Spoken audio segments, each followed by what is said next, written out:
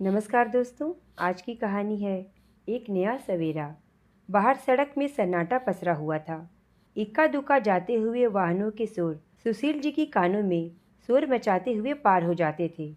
कई बार वह सोचते, काश कोई उनके दरवाजे आकर रुके और उनसे उतरकर उनके तीनों बच्चों में से कोई उन्हें सरप्राइज कर जाए।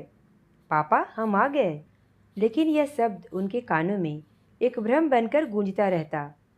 ठंड में सन्नाटे के साथ कोहरे के परते बढ़ते जा रहे थे और वैसे ही उनके अंदर निराशा के भाव। कोहरे के धुंध में लिपटी ठंडी सड़कें उनके मन को भी वैसी ही ठंडी बना रही थीं। अनुराधा जी 2 कपों में चाय लेकर ड्राइंग रूम में आईं। अपने पति सुशील को बाहर पथराई आंखों से सड़क को निहारते देख उनके मन में एक गहरी टीस सी उठी। उनकी आंखों के कोर भीग गए। अपने जज्बात को काबू में रखकर उन्होंने धीरे से कहा, लीजिए जी, चाय पीजिए, ठंडी हो जाएगी। सुशील बाबू थोड़ी देर खामोश रहे, फिर उन्होंने चाय का कप उठा लिया। 2 लोगों के बीच एक सन्नाटा सा पसर आया था। सन्नाटे में चाय की चुस्कियों की आवाज़ आ रही थी। उनकी खामोशी देखकर अनुराधा जी ने कहा, क्या करते हैं जी, बच्चों को अपनी ज़िंदगी जीने दीजिए। हम ही ने तो उन्हें ये ज़िंदगी दिया है ना कि वे इस काबिल हो गए। फिर हम उन्हें अपने लिए, अपने स्वार्थ के लिए क्यों बोलें।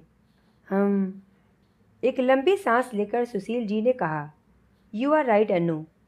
लेकिन यह जो बाप का दिल है ना, यह चाहता है कि उसके बच्चे उसके साथ रहें। इस बुढ़ापे में आखिर हम दोनों का है कौन? हमारे 3 बच्चे ही तो। अनुराधा जी ने कहा, हम दोनों का साथ सिर्फ हम दोनों ही निभाएंगे जी। यह आप क्या कह रहे हैं? यदि बच्चों को ले जाना होता तो क्या वे लोग एक बार भी नहीं कहते कि हमारे साथ चलिए? सुशील जी, मैं वहाँ एडजस्ट भी नहीं कर पाता हूँ। उन लोगों के नियम कानून मुझे अच्छे नहीं लगते।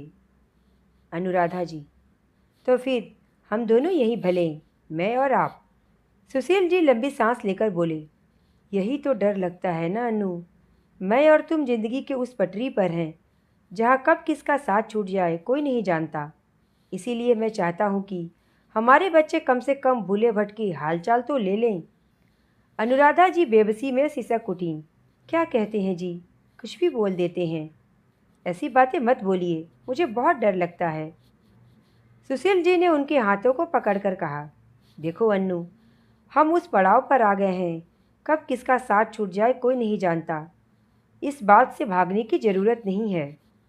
अनुराधा जी बोलीं, नहीं, मैं भाग नहीं रही हूँ, पर सच्चाई से डर लगता है। हर दिन भगवान से प्रार्थना करती हूँ, हे भगवान, सब कुछ ठीक रखना, मेरा सुहाग न उजड़े। आप बिल्कुल सही रहेंगे जी, आपको कुछ भी नहीं होगा।